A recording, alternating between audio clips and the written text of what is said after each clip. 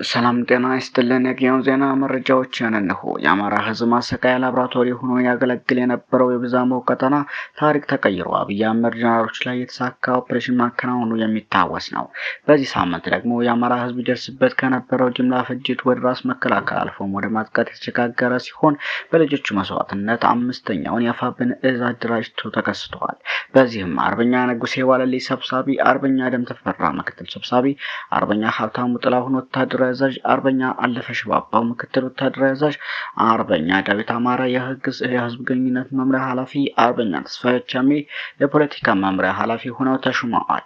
ሌላው በአፋብን ጎንደር ጠቅላይ ግዛት በላይ እዝ ስር የሚንቀሳቀሱት የ208ኛ ኮር ከሰሞኑ በዳባት ከተማ ላይ አስደናቂ ከፍተኛ ተጋድሎ የታየበት የጋራ ኦፕሬሽን አካሂደዋል። በዚህ የተቀናጀ ወታደራዊ ኦፕሬሽን በጠላት ላይ ከፍተኛ ሰብዓዊና ቁሳዊ ኪሳራ ማድረስ የተቻለ ሲሆን ከጠላት ወገን 3 ሲሞቱ 5 ደግሞ የቆሰሉ ሲሆን በጀግኖቹ የክፍለ ጦር አሃዶች በኩል ግን በትንንሽ መስዋዕትነት 2 ቀላል ቁስለኞችን ብቻ በማስተናገድ ደማቅና ስኬታማ ድል መቀዳጀት ተችሏል። ሌላው ደብረ ማርቆስ ከተማ አስተዳደርን ጨምሮ በ8 ወረዳዎችና በ186 ቀበሌዎች ምርጫ አልተደረገም ሲል 206ኛ ኮር አስታወቀ። 206ኛ ኮር በሚንቀሳቀስበት ምስራቅ ጎጃም አገዛዙ የኩራዝ ምርጫ ለማድረግ አቅዶ የተንቀሳቀሰበት ትልቁ ደብረ ማርቆስ ከተማን ጨምሮ በ8 ወረዳዎችና 186 ቀበሌዎች ምንም አይነት ምርጫ አለመደረጉን አስታውቋል።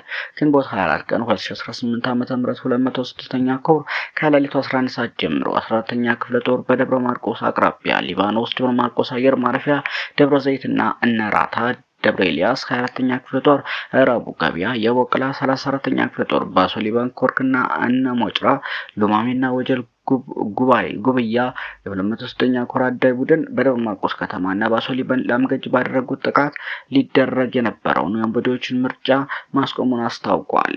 206ኛ ኮር ከዚህ በፊት ነጻ ያወጡ ቀጠናዎችን በማስጠበቅና በትላልቅ ከተሞች የተሳካ ኦፕሬሽን በመፈጸም ከህዝቡ ጋር በመቀናጀት የብልጽግና ምርጫ እንዳይከናወን አድርጓል። ሌላው አፋብን ወሎ ቤት አማራ ምኒልክ እዝ 106ኛ ኮር 22ኛ ክፍለ ጦር ክንዱ ባሻግሬ ተደረገ የደፈጣ በርካታ የጠላት ሰራዊት ሞትና ቁስለኛ ሆኗል።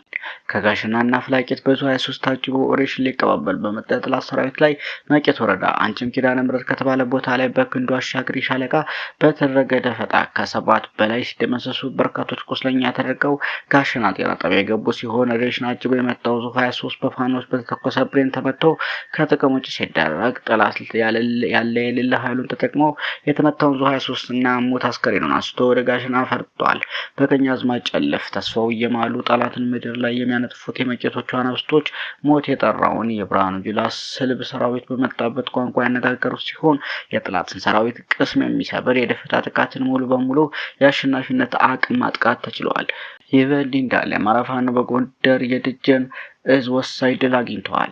የአማራ ፋኖ ብሔራዊ ንቅናቄ አፋብን ስር የሚገኘው የሰሜን ቀጠና የበላይ እዝ ታድሎ ብርሃን ክፍለ ጦር በጠላት ኃይሎች ላይ የደፈጣ ጥቃት በመሰንዘር ታላቅ ድል ተቀዳጅተዋል። እንደ ህዝብ ግንኙነቱ መረጃ ከሆነ ጥቃቱ የተፈጸመው ከአዘዞ ወደ አይባ መስመር በመጓዝ ላይ በነበረው የጠላት ሚሊሻ ኃይል ላይ ሲሆን የፋኖ የጀግኖች አባላት ባደረጉት ጥንቃቄ በተሞላበት ደፈጣ ስልት የጠላት ኃይል በደበቻ አካባቢ ሲደርስ አስደጋጅ ጥቃት በመክፈት ሙሉ በሙሉ እንዲንበረከክ ተደርጓል።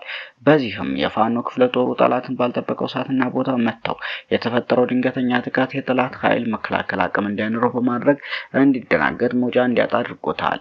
በዚሁም በርካታ የታጠቁ ኃይሎች እጅ ሰጥተዋል። በጥቃቱ የተመታው ሚሊሻ የፋኖ ብርቱ ምት መቋቋም በማይችልበት ደረጃ በመድረሱ የነበረውን ሙሉ ትጥቅና መሳሪያ ይዞ እጅ ለመስጠት ተገዷል።